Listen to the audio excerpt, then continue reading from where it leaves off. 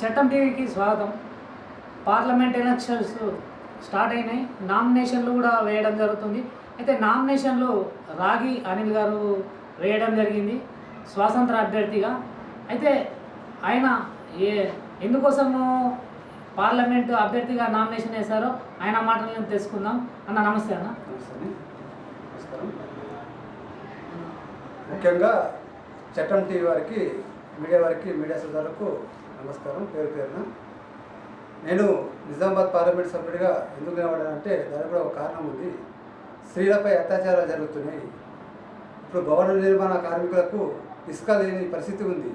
గత ప్రభుత్వం ఉన్నప్పుడు 1100 నుంచి 1200కు టన్ను ఇసుక ఉండే. ఇప్పుడు అది 2300కు టన్ను ఇసుక అయింది.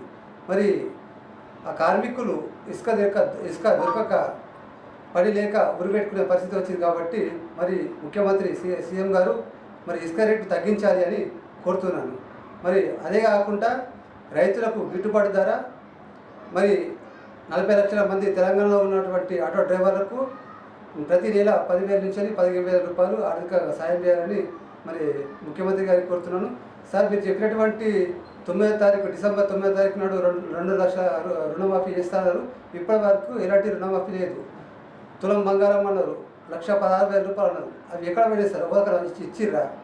గత ప్రభుత్వంలో డబుల్ బెడ్రూమ్ కూడా ఎవరు కూడా ఇవ్వాలి. మరి మీరు కూడా ఇచ్చిన హామీలలో ఒకటి కూడా నెరవేర్చలేదు. ఒకటి ఏంటంటే విద్యుత్ బిల్లు, గ్యాస్ సిలిండర్ ఒకటే, ఫ్రీ బస్సు పెట్టిట్లా ఆటో డ్రైవర్ల పరిస్థితి ఏ విధంగా మారింది? మరి ఆడవాళ్ళపై అత్యాచారాలు ఎందుకు చేస్తున్నాయి?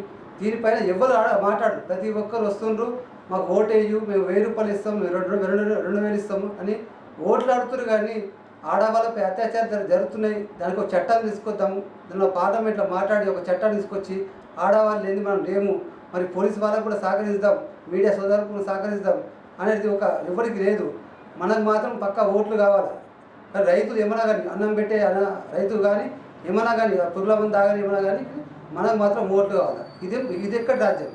ఈ రాజ్యం ఉండొద్దని నేను గరీబోని, ఒక పేదవాడిని, 50 గజాల ప్లాట్ ఉన్న నేను దీంట్లో దిగిన.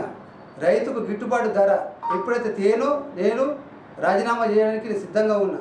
ముఖ్యంగా నిజామాబాద్ పట్టణంలో కానీ నిజామాబాద్ జిల్లా మొత్తానికి ఎవరైతే రోడ్డు పైన ఉన్న చిన్న దుకాణాలు, కిరాణా షాపులు కానీ, మెకానిక్ షాపులు కానీ అవి రోడ్డు పైన ఉన్నట్టు వారికి పర్మనెంట్ షాపులు కట్టిస్తారని ప్రభుత్వం తరఫున నేను హామీ ఇవ్వడం జరుగుతుంది. నన్ను ప్రజలు భారీ మెజార్టీతో గెలిపించాలి. నేను ఇచ్చిన హామీలలో ఏదైనా తప్పుగా మాట్లాడితే నేను వెంటనే రాజీనామా చేయడానికి కూడా సిద్ధంగా ఉన్నాను.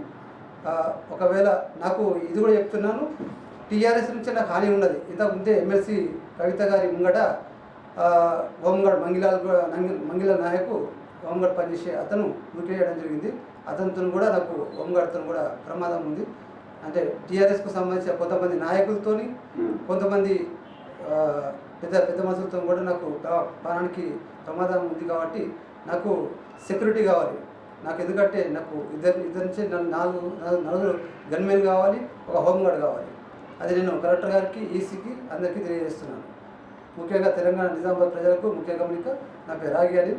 ఒక్క అవకాశం, ఈ పేదవాడికి ఒక అవకాశం ఇస్తారని ప్రతి ఒక్కరికి పేరు పేరున నేను అడుగుతలేను, అర్థిస్తున్నా. మీకు నాకు ఓటు వేయమని 2 చేతులు ఎత్తి మీకు అర్థిస్తున్నా. ప్లీజ్ రిక్వెస్ట్, ఒక్క అవకాశం. వచ్చేది నాకు గ్లాస్ గుర్తు. పవన్ కళ్యాణ్ సార్ 9వ తారీఖు వస్తున్నారు.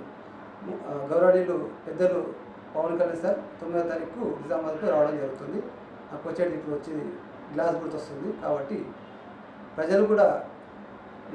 ప్రజలు మార్పు కోరుకుంటున్నారు. కాబట్టి వారికి మద్దతు నేను చెప్తున్నాను. వారు కూడా నాకు పూర్తిగా సహకరిస్తారని నేను కోరుకుంటూ సెలవు తీసుకుంటాను. అన్న, మీరు చెప్పిన మొత్తం రాష్ట్ర ప్రభుత్వం గురించే చెప్పారు. మీరు నిలబడ్డది పార్లమెంటు స్థానం గురించి.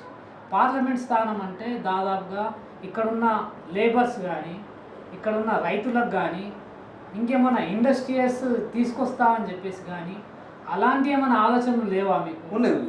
ఎందుకంటే పార్లమెంట్లో మాట్లాడాలా. మీరు ఇక్కడ హైదరాబాద్లో కాదు, పార్లమెంట్లో మాట్లాడాలా. పార్లమెంట్లో మాట్లాడాలంటే ఏం మాట్లాడతారు? పేదలకు ఇప్పుడు ఇండ్లు లేవు. ఇప్పుడు ఎందుకంటే మీరు ఢీకొనే నాయకులలో అరవింద్ గారు ఉన్నారు, ధీటైన నాయకులు. ఏది బీజేపీ నుంచి, బీఆర్ఎస్ నుంచి బాజిరెడ్డి గోవర్ధన్ గారు ఉన్నారు. మళ్ళీ వాళ్ళని మీరు ఢీకొనగలుగుతారా? నిజామాబాద్లో ఉన్నటువంటి బోధన్ చక్కెర ఫ్యాక్టరీ అది ఇప్పటివరకు మూతనే ఉన్నది. దానికి అందరూ హామీలు ఇవ్వడం జరుగుతుంది. మరి నేను ఛార్జ్ చేస్తా అని కాంగ్రెస్ అంటుంది, బీజేపీ అంటుంది, వేరే ఇతర పార్టీలు కూడా అంటే ఎవరు కూడా మరి ఆ బోధన షుగర్ ఫ్యాక్టరీ, ఆ సారంగపూర్ షుగర్ ఫ్యాక్టరీ ఎవరు కూడా ఇప్పటి వరకు మరి అది మూతపడ్డట్టే ఉన్నది కానీ దాన్ని ఓపెన్ హోల్ చేయలేదు. మరి ప్రజలు ఒక్క అవకాశం ఇస్తే అది మూతపడ్డ షుగర్ ఫ్యాక్టరీ నేను తెరిపిస్తానని మరి దాని గురించి నేను పార్లమెంట్లో మాట్లాడి ప్రధానమంత్రి దృష్టికి తీసుకువెళ్ళి దానికి న్యాయం చేస్తానని నేను రైతులకు కూడా నేను న్యాయం చేస్తాను. రైతులకు ఎలాంటి న్యాయం జరగాలన్నా దానికి సహకారం ముందుండి నేను నడిపిస్తానని హామీ ఇవ్వడం జరుగుతుంది. రైతు జై జవాన్ జై కిసాన్, రైతు లేదే మేము లేదు కాబట్టి రైతులకు గిట్టుబాటు ధర కానీ ఏదైనా రైతుకు అవసరమైనది మేము అందిస్తామని కోరుకుంటున్నాము. జై తెలంగాణ, జై.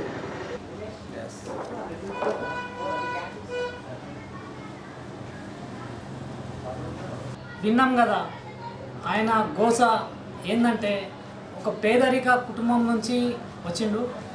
ఆయన ఏమంటుండంటే ప్రతి కార్మిక వర్గం, కర్షక వర్గం బాగుండాలని ఆయన ఆకాంక్ష ఉంది. ఇంకేంటంటే ఆయన భవన నిర్మాణ కార్మిక సంఘంలో ఒక సభ్యుడు. ఏంటంటే భవన నిర్మాణ కార్మిక సంఘం అంటే దాదాపుగా లక్షలలో ఉంటారు వీళ్ళు. వీళ్ళ ఓట్లు కనుక పడితే ఖచ్చితంగా గెలిచే అవకాశాలు ఉంటాయి అన్నకు. చూస్తూనే ఉండండి చట్టం.